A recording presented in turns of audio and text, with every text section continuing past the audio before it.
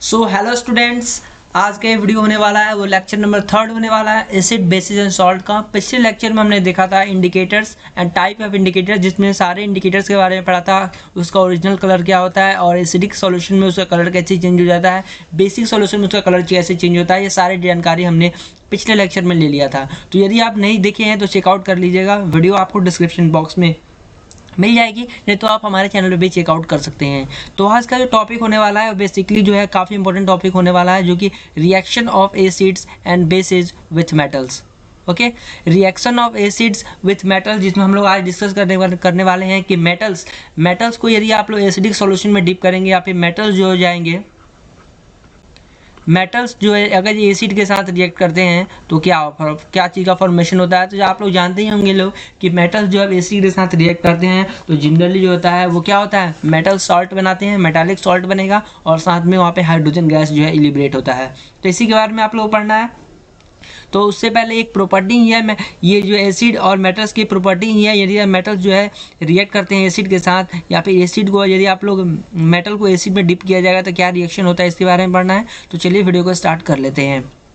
तो acid reacts with metal to form metal salts and release hydrogen gas. तो ये term आप लोगों को याद रखना होगा। यदि एसिड एसिड जो है या फिर मेटल जो है रिएक्ट करता है एसिड के साथ तो क्या चीज़ का फॉर्मेशन करता है, तो हमारा सॉल्ट मेटालिक सॉल्ट का फॉर्मेशन होगा, मेटल सॉल्ट का फॉर्मेशन होगा और दूसरा जो होगा वहाँ से हाइड्रोजन गैस जो है लिबरेट होगा। और हाइड्रोजन गैस की प्रॉपर्टी भी क्या होती है ये भी हम लास्ट में डिस्कस करने वाले हैं।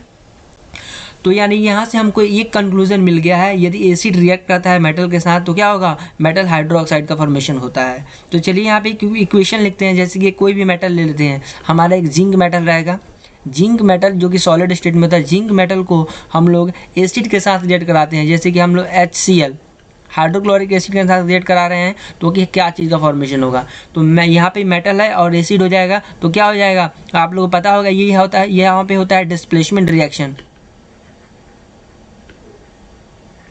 Displacement reaction. ओके, तो क्योंकि ये जो डिस्प्लेसमेंट रिएक्शन है वो चैप्टर 1 का टॉपिक है तो मैंने आपको पढ़ा दिया होगा, यदि आप नहीं देखे हैं तो देख लीजिएगा। डिस्प्लेसमेंट रिएक्शन में क्या होता है कि हाईली रिएक्टिव मेटल या फिर most reactive metal displaces less reactive metal. तो जिंक जो होता है वो हाईली रिएक्टिव मेटल होता है, ज़्यादा रिएक्टिव होता है जिंक मेटल। तो क्या होगा, जिंक मेटल जो हो जाएगा वो क्या करेगा, हाइड्रोजन की जगह ले लेगा और हाइड्रोजन को यहाँ से जो है डिस्प्लेस कर देगा, हाइड्रोजन को यहाँ से डिस्प्लेस कर देगा। तो इसको लोग बोलते हैं हम लोग क्या, डिस्प्लेसमेंट रिएक्शन। तो यहाँ से क्या हो जाएगा, Zn के जगह पे हाइड्रोजन के जगह पे आ जाएगा Zn और Cl का फॉर्मेशन हो जाएगा और Cl2 प्लस हाइड्रोजन गैस का यहाँ पे फॉर्मेशन हो जाएगा। और ये हाइड्रोजन गैस जो है यहाँ पे ऊपर की बात कर रहे हैं तो ऊपर मतलब होता है हाइड्रोजन गैस का यहाँ पे फॉर्मेशन होगा और ये हो जाएगा मेटालिक सॉल्ट जो कि हो जाएगा एक्वस सॉल्यूशन हो जाएगा। और ये यहाँ पे बैलेंस करना है तो बैलेंस आप लोग यहाँ से भी कर सकते हैं।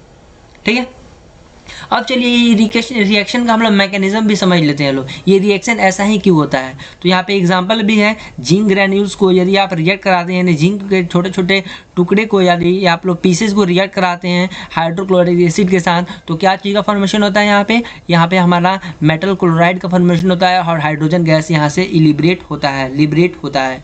तो यहाँ पे जो हाइड्रोजन गैस जो यहाँ से रिलीज होगा उसके बारे में हम लोग डिस्कस कर लेते हैं। तो हाइड्रोजन गैस की प्रॉपर्टी क्या होती है, हाइड्रोजन गैस जो होता है वो बर्न करेगा with pop sound.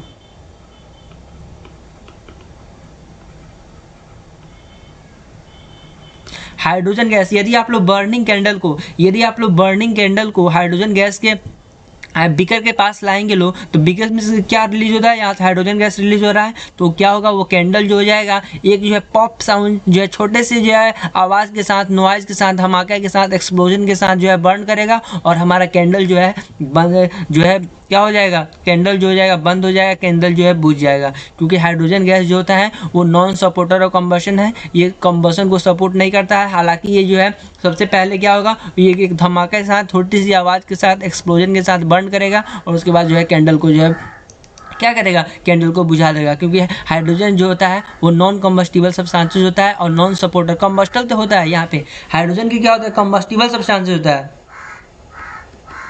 Combustible substance होता है, लेकिन क्या हो जाएगा, नॉन सपोर्टर होता है, नॉन सपोर्टर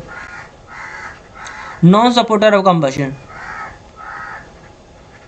समझ आ रहा है ना। यानी ये जो हाइड्रोजन सबसे हाइड्रोजन जो होगा जलेगा, हाइड्रोजन जल जाएगा, लेकिन क्या होगा, ये कंबशन को सपोर्ट नहीं करता है, इसलिए क्या हो जाएगा, तुरंत जो है कैंडल जो है वो मुझ जाएगा। तो ये था प्रॉपर्टी, और इसमें हम लोगों ने डिस्कस किया कि यदि आप लोग मेटल्स को हाइड्रोजन के मेटल्स को यदि एसिड के साथ रिएक्ट कराते हैं तो क्या चीज़ का फॉर्मेशन होता है। तो मेटल और एसिड रिएक्ट करते हैं तो मेटल के सॉल्ट का फॉर्मेशन होता है, यानी मेटालिक सॉल्ट का फॉर्मेशन होता है, और वहाँ से हाइड्रोजन गैस रिलीज होगा, और हाइड्रोजन गैस कैसे जलेगा, हाइड्रोजन गैस जो है बर्न करेगा पॉप साउंड के साथ, और जो हो जाएगा हाइड्रोजन गैस, और वो थोड़ी देर बाद वो कैंडल जो है मुझ जाएगा, क्योंकि कम हाइड्रोजन जो है कम्बस्टिबल सब्सटेंस होता है, लेकिन क्या होता है, वो नॉन सपोर्टर ऑफ कम्बशन होता है। तो अगले लेक्चर में हम डिस्कस करेंगे reaction of metals with basis. इस लेक्चर में हमने डिस्कस किया reaction of metals with acids. तो मिलते हैं नेक्स्ट वीडियो में, एंड गुड बाय।